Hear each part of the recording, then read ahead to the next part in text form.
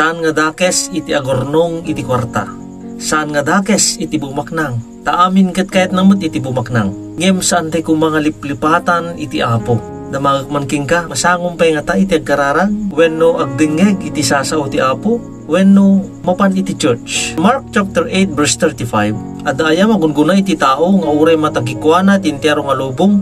Ngem mapukaw na met iti kararwana.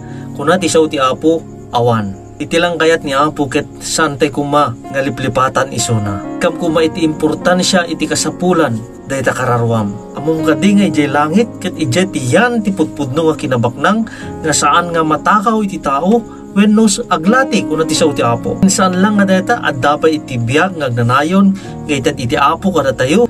Ken adda pay iti mansyon ngin sagana na. Iti John chapter 14 verse 1 to 3 no mabasam ko ba dayta. Isu nga no mariknam nga kasla dati kurang ibagaking ka.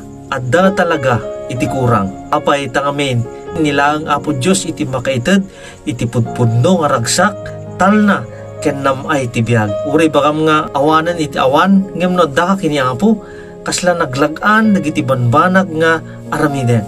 Tangamin mariknam diya panang ipasabat ni apo dagiti kasapulan tayo. At dagiti agkunkuna nga hankong kasapulan iti apo ket adu mo ti kwarta kasano nga ruden nunik ka na kani apo Dios iti sakit nga uray ited mo amin na kwartam kin kinabaknang mo saan mo met nga mapaleng nata nga sakit. Isu nga kabsat ken gayem agtalinaed ka iti apo tano adda ka ken kuana natalged iti biag mo.